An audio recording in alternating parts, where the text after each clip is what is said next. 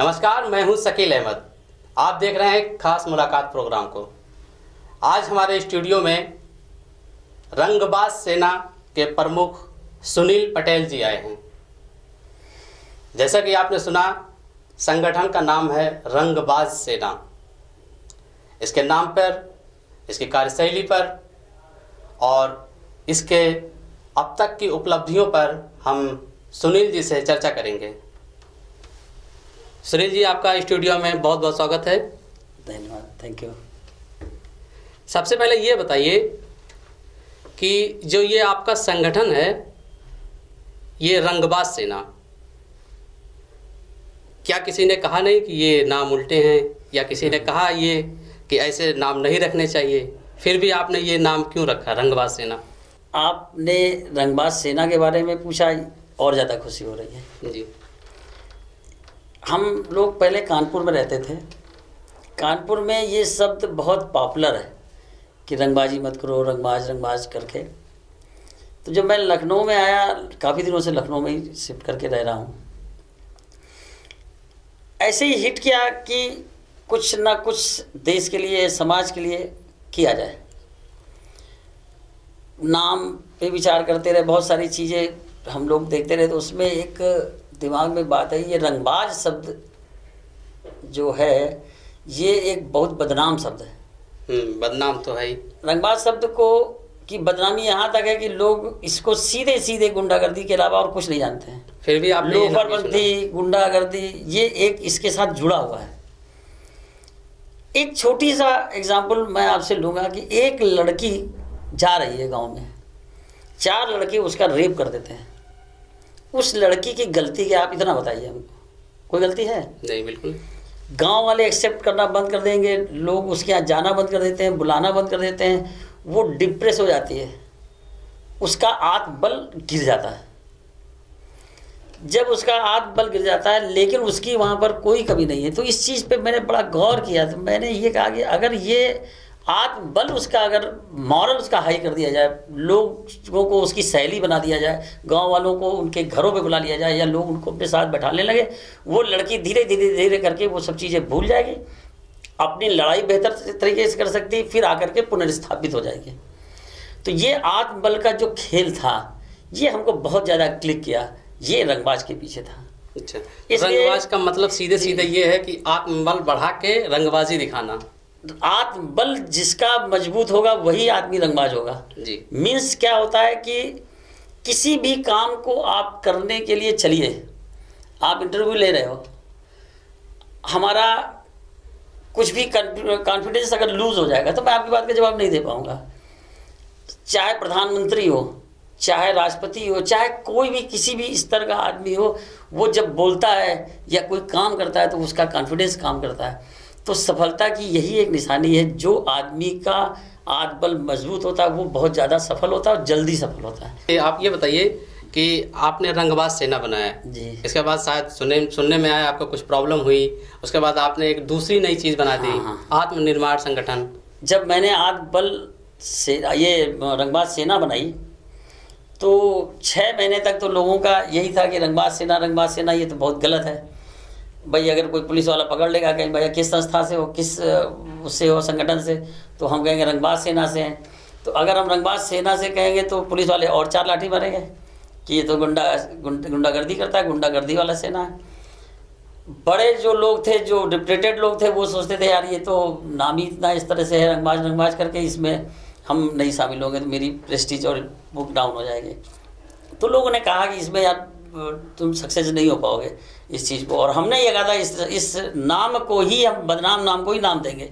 ये हमारा एक जुनून था कि बदनाम नाम को एक नाम देना। तो कहीं ना कहीं आप तो समाज में ये नाम एक्सेप्ट नहीं हुआ। 6 महीने तक इस पे बड़ी बहस होती रही। लोगों ने कहा इस नाम को बदल दीजिए। तो मैंने क्या किया, इसी का आज ही का एक जो विधानसभा का चुनाव होने वाला था, तो मैंने मतदाता जागरूकता अभियान निकाला। उस बीच में हमने कहा सारे लोग इसमें VIP जगह से हमारी 250 लोगों की रंगबाज सेना निकल रही है, अगर किसी को कोई हस्तक्षेप करना होगा तो करेगा, अगर हम गलत होंगे तो उसमें कोई हस्तक्षेप करेगा। तो लेकिन सफलतापूर्वक वो हमारा काम हुआ। तब से ये रंगबाज सेना कि जब बहुत ज़्यादा हो गया, 1.5 साल हो गया, तब भी लोगों ने कहा एक्सेप्ट नहीं किया, तो मैंने क्या कि चलो भाई एक वैचारिक संगठन जिसमें और जोड़ते हैं, उसका नाम रखा हमने ANS, आत्मबल निर्माण संगठन। देखिए आत्मबल का निर्माण करना ANS का काम। रंगबाज सेना में भी केवल आत्मबल का निर्माण करते हैं हम लोग, इसलिए आत्मबल निर्माण संगठन का मैंने रखा। और आज 1 साल बाद ANS के बनने के बावजूद भी हमको, हमारे संगठन को जो ख्याति मिली या हमारे संगठन को लोगों ने जो प्यार किया, वो रंगबाज सेना को ही किया। जी, इस संगठन से क्या आप सरकार को कुछ बताना चाह रहे हैं या उनके खिलाफ कुछ करना चाह रहे हैं? ऐसा कोई आपका उद्देश्य तो नहीं है? देखिए हमारा संगठन प्योर सामाजिक संगठन है जी।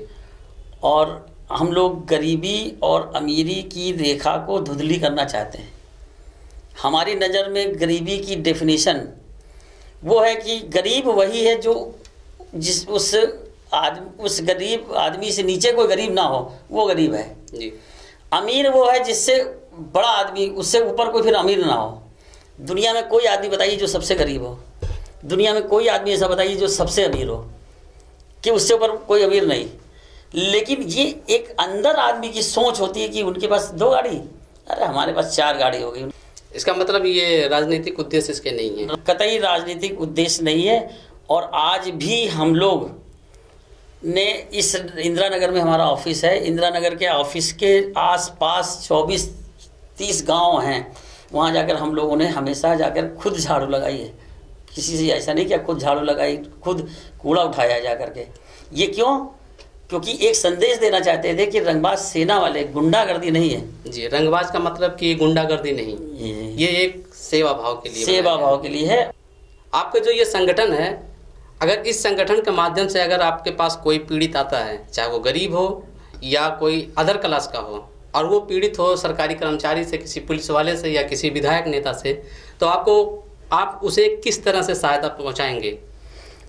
देखिए मेरा मानना ये है कि सरकार को जब हम चुनते हैं,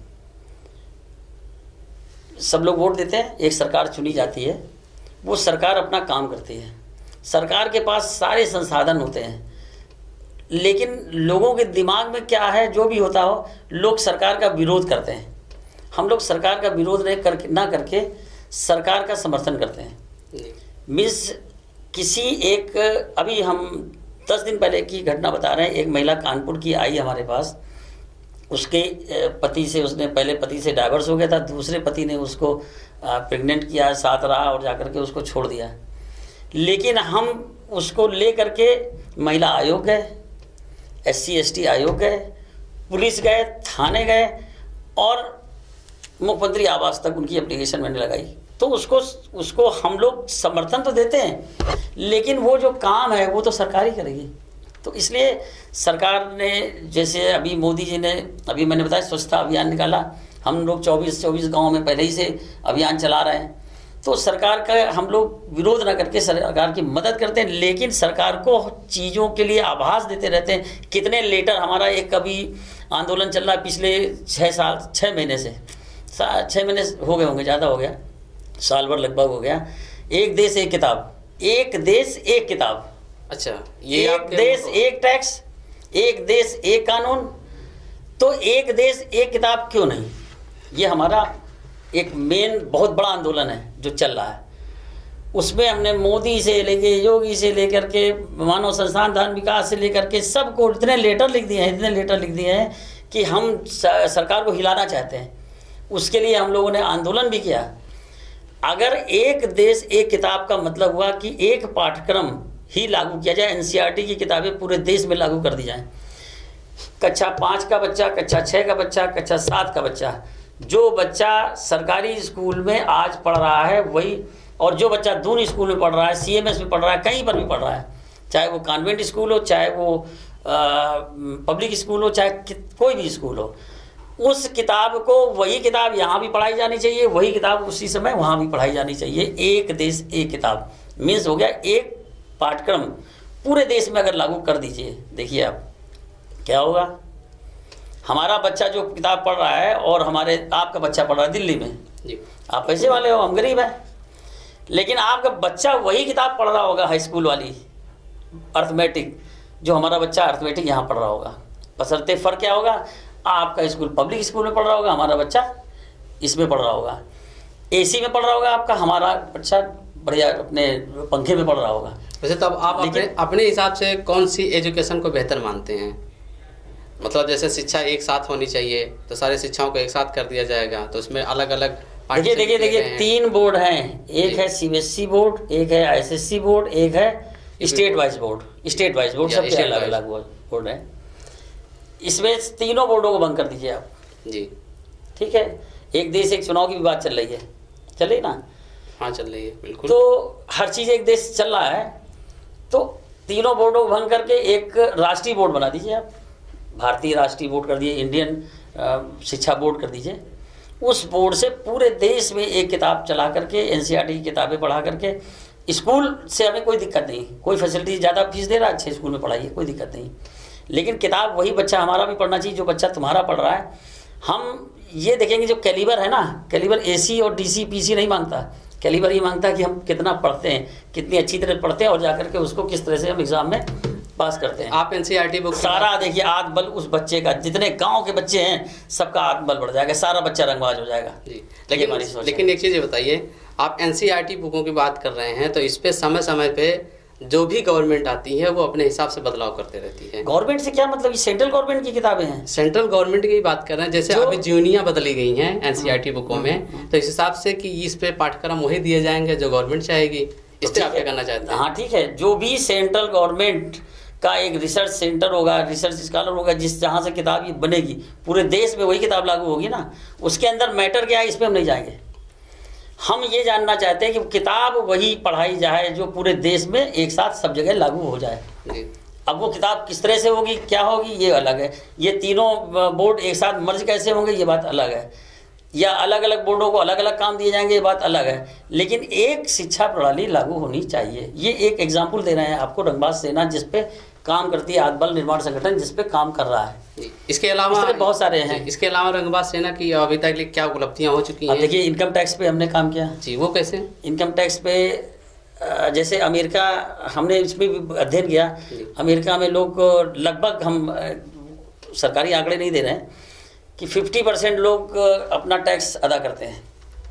आज विश्व की एक ताकत है, सबसे बड़ी ताकत बनी हुई है। इंडिया में 4% लोग इनकम टैक्स देते हैं भाई साहब, उसमें भी 3% लोग, 2%, 2.5% लोग देते हैं, और उसमें बचाने के बहुत सारे तरीके इस्तेमाल कर लेते हैं। 10 लाख से ऊपर किसी का इनकम टैक्स जल्दी जाता नहीं है। तो अगर बाय द वे ये चीज़ दिमाग में आ जाए लोगों के कि ये पैसा कहाँ के लिए जा रहा है, किसी की जेब में तो नहीं जा रहा, मोदी की जेब में नहीं जा रहा, सेंट्रल गवर्नमेंट की जेब में नहीं जा रहा, किसी की जेब में नहीं जा रहा, इसी से हाईवे बन रहे हैं, इसी से देश में डेवलपमेंट, इसी बहुत काम हो रहा है। तो मेट्रो चल रही है, ये सब चल रही है, ये सब पैसा कहाँ से, यही तो पैसा है।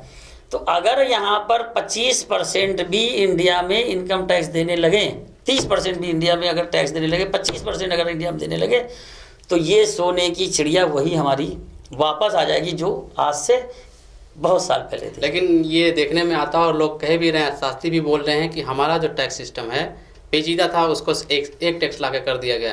लेकिन फिलहाल हम लोग भी सबसे ज़्यादा अभी पूरी दुनिया में टैक्स दे रहे हैं, फिर भी वो सुविधाएं हमें नहीं मिल रही हैं। देखिए, वो तो एक अलग चीज़ हो गई कि आपके यहाँ पर गाड़ी है और आपकी रोडों में गड्ढे हैं। बाहर की रोडों में अगर एक गड्ढा आ जाता है और अगर डिस्टर्ब हो गया तो लोग 1-1 करोड़ रुपए का उसमें दावा ठोक देते हैं। लेकिन जो सरकमस्टेंसेस हैं आपके, जो 70 साल के सरकमस्टेंसेस हैं, हम तो इस तरह मान चलते हैं, देश की आज़ादी के बाद जितना डेवलपमेंट, जितना विकास इंडिया का होना था, उस परसेंटेज को आप ले लीजिए, वो विकास नहीं हो पाया। उस तरह से घूसखोरी, भ्रष्टाचार, दुनियादारी, जिसको देखो पैसा छीनना, जिसको देखो पैसा मार रहा है, प्रधान से लेकर, लेखपाल से लेकर के, ऊपर से लेकर के नेता नगरी। यहाँ तो लोग नेता बनेगा, अभी इलेक्शन होगा। आप भी ये मानते हैं कि भ्रष्टाचार जड़ जमा चुका है? जड़ जमा नहीं चुका, जड़ के अंदर भी जड़ घुस गई है जाकर के। देखिए, हमारे संगठन का काम है जागरूक करना, और आपको विश्वास नहीं होगा कि जिस दिन से रंगबाज सेना बनी है, हमारे जैसा ना लिखने वाला आदमी पर डे 1.5 से 2 घंटे लिखता है। पर डे 1.5 से 2 घंटे जागरूकता पे, आत्मबल पे, बदलाव पे, किसी ना किसी टॉपिक पे। और मेरे ख्याल से हमारी, अगर आपको किताब, फेसबुक है, आप उसको देख सकते हैं जा करके। अगर आप देखते जाएंगे तो जल्दी ख़त्म नहीं होगी। इतना मैंने लिख दिया, और शायद कोई टॉपिक अधूरा हो। आपके हिसाब से इस जो भ्रष्टाचार इतना जड़ जमा चुका है, इसको कैसे धीरे धीरे कम किया जाए, या कैसे इसको पूरी तरह से कम किया जाए? जागरूकता ही एक ऐसा अस्त्र है कि अगर आजकल तो आदमियों में ये जो हमारे नागरिक हैं, इन पे तो ये धारणा बन गई कि जहाँ पैसा ना दिए वहाँ तो काम ही नहीं होना है। ये जागरूकता सरकार फैलाएगी। कहीं ना कहीं देखिए, सरकार को आगे आना ही पड़ेगा, और इसके लिए जो काम है, इसके लिए जो जागरूकता ऊपर से फैलाई जाती है, उसका विरोध करना लोग कम करें, काम करना शुरू करें ना। अगर कोई योजना अगर सरकार लाती है, किस लिए लाती है? इसलिए लाती है कि लोगों को इससे फ़ायदा हो। लेकिन लोगों का क्या है यहाँ पर, जो एक तो राजनीतिक जो पार्टियां हैं वो तो विरोध करती हैं, बल्कि पब्लिक भी राजनीतिक पार्टियां बन गई हैं। जो संगठन बन गए हैं, बहुत सारे संगठन बन गए, वो भी राजनीतिक पार्टियां हैं। वो फेसबुक पे आप उठा के देख लीजिए, आजकल तो संगठन इसीलिए ही बनाए। हाँ, संगठन में देख लीजिए अगर, तो उनके जो पोस्टें आएंगी वो किसी समाज सुधारी पोस्टें को आप कितना दिखा दीजिए जा करके, उनमें केवल वो मोदी को तो ये हुआ तो फलाना हुआ, मतलब इस तरह की पोस्टों में ऐसे कमेंट आएंगे जो बिल्कुल राजनीतिक मजा लेने के लिए। तो ये जागरूकता अगर बदल रहा है, ये जागरूकता अगर महसूस हो लोगों के अंदर, लोग बदलाव लाएं, तो परिवर्तन होता है, परिवर्तन हो रहा है। और हमारे समझ में धीरे धीरे जो समय आया है, अगर इस तरह से चलता रहा, आगे लोग धीरे धीरे जागरूक होते रहे। गांव में देख लीजिए आप, क्या पॉलिटिक्स होती है, शहर में कुछ नहीं होती है। अब गांव की राजनीति हो गई, लोग इतने बड़े बड़े डिस्कस होते हैं, लोग गांव की राजनीति में बहुत बड़ी राजनीति होती है, वहाँ पे प्रधान बनना आसान नहीं रह गया। तो आपकी तरफ से, आपके संगठन की तरफ से मतदाताओं को, जो अभी वोटिंग होने वाला है, 2019 का लोकसभा चुनाव होने वाला है, इसमें किस तरह से जागरूक कर रहे हैं? अब देखिए, सबसे बड़ा मेरा है कि हमने एक अपना, हम हर चीज़ में अपना ही लिखते हैं, नकल नहीं करते हैं। स्लोगन जितने भी देख लिए, अभी इनकम टैक्स के, फलाने टैक्स के, जो भी हमने काम किए सब अपने स्लोगन लिखे हैं खुद। अब इसका मेरा जो टैग है, टैग लाइन बोलते हैं ना, सब कहते हैं वोट हमें दीजिए, सब कहते हैं, आएंगे ना कहेंगे वैसा वोट हमको दीजिए, यही तो कहेंगे आके। सब कहते हैं वोट हमें दीजिए, हम कहते हैं वोट सोच समझ के दीजिए। यही हमारा एक टैग लाइन हमारी अपनी है। इस टैग लाइन को हम पॉपुलर करेंगे, लोगों को बताएंगे। और आपकी नॉलेज के लिए भी बता दें आपको कि हमारी 17 अप्रैल को हमारे यहाँ जो रंगबास कार्यालय, रंगबास सेना का कार्यालय है, वहाँ पर पिछले विधानसभा में भी कराया था हमने, पिछले कारपोरेटर चुनाव में भी कराया था हमने, इस लोकसभा में भी हम कराने जा रहे हैं। हम लोग क्या करते हैं कि जितने भी कैंडिडेट खड़े होते हैं, जो मेन या विधानसभा में, उनको बुलाया मैंने। बुलाने के बाद आमना सामना कार्यक्रम कराया, पब्लिक से आमना सामना कराया। जो लोग क्वेश्चन पूछते हैं, परिचय करते हैं, बातचीत करते हैं, तो इस तरह का एक कार्यक्रम हम लोग कराते हैं। तो इसमें 17 तारीख को जो हमारा कार्यक्रम है, उसमें जो भी लोकसभा के लिए लड़ रहे होंगे, लखनऊ के प्रत्याशी, उनको बुला करके हम जनता के बीच में बैठा लेंगे। और बीच में बैठाने के बाद उनसे हम लोग कहेंगे कि आप इनको जानिए, परिचय, एक परिचय मान लीजिए। उसी दिन हम 2 घंटे बाद, 1 घंटे 2 घंटे बाद, जब ये कार्यक्रम मेरा ख़त्म होगा, इन्हीं 4-5 लोग आएंगे जो यहाँ के जो लोग मेन हैं, जो लोग कैंडिडेट हैं, उन्हीं से उस रथ का उद्घाटन कराएंगे। जन जागरूकता, जो हमारा मतदाता जागरूकता अभियान है जी, कब से शुरू हो रहा है? वो रैली 17 तारीख को ही, 17 तारीख से वो हमारे यहाँ से कार्यालय से आएगी और मुंशी पुलिया तक जाएगी। और रथ हमारा तब तक घूमेगा जब तक कि ये इलेक्शन ख़त्म नहीं हो जाएगा। यानी इस तरह से हम लोग ये संदेश देते हैं, इस तरह से हम लोग अपनी बात कहते हैं। अभी एक बीजेपी के नेता का भी स्टेटमेंट आया था कि जो पहले नंबर पे पढ़ते हैं, जो पहले नंबर पे होते हैं स्कूलों में, वो तो अधिकारी ही बन जाते हैं, डॉक्टर इंजीनियर बन जाते हैं, लेकिन जो सबसे नीचे स्तर या पीछे क्लास में होते हैं, वो नेता बन जाते हैं। आप क्या कहना चाहेंगे? नहीं, ठीक कहा उन्होंने कि जो पढ़ने में अच्छा होगा वो अधिकारी बन जाएगा, जो पढ़ने में खराब होगा या जो अधूरा आदमी होगा, अधूरे कहेंगे कि जो अधूरा होगा वो ना इधर का रहेगा ना उधर का रहेगा। उनको तो ये लगेगा आरक्षण मिल जाए, इतना % ये मिल जाए, इतना % वो मिल जाए, किसी तरह से हम पास हो जाए, नौकरी लग जाए हमारी। अरे नौकरी लग जाए, धंधा क्यों नहीं करते हो? मोदी ने कह दिया था एक बार कि वो पकौड़ा बेचो, पकौड़ा भी तो धंधा है। अरे भाई मुंशी पुलिया पकौड़ा बेचिए आप जाकर के, बिजनेस नहीं है क्या? अरे कहीं से कुछ करिए। हमारा कहने का मतलब ये है कि एक चीज़ बदबस्ती मत थोपिए कि आरक्षण के पीछे भागेंगे तो आपको ज्ञान नहीं आएगा, आपको नॉलेज नहीं आएगा, आपको दौड़ करते रहेंगे, नौकरी अल्टीमेटली नहीं मिलेगी। नौकरी केवल उसी को मिलेगी जो पढ़कर आगे बढ़ेगा। सही आदमी, सही सरकार चुनी जाए ताकि देश आगे आने वाले 5 साल में चाइना जैसे लोगों का माल खरीदना बंद कर दे, अपना माल देश में बनाना चालू कर दे। तो इसी संदेश के साथ आप लोग मेहनत करिए, इसी संदेश के साथ आगे सरकार बनाइए कि चाइना का जो वीटो है उस वीटो को आप हासिल करिए और अपना वीटो लगा करके चाइना को पीछे करिए, तभी आप में सफलता आगे दिखाई देगी। जी, द दस्तक 24 की तरफ से आपको भी होली की हार्दिक शुभकामनाएं, और साथ ही में आप थोड़ा ध्यान रखिए ऐसा कोई काम ना करें जिससे आपस में मनमुटाव हो। नेता कभी हमारे बीच आकर हमारी समस्या हल नहीं करेंगे, हमेशा हमारा पड़ोसी ही काम आता है, रात को 12 बजे या दिन में कोई काम हो। इसीलिए आपस में मिलजुल कर होली मनाएं। ये दस्तक 24 की तरफ से आपको हार्दिक शुभकामनाएं। हमारे साथ जुड़े रहने के लिए हमारे YouTube चैनल को सब्सक्राइब करें, साथ ही बेल आइकन को दबाएं।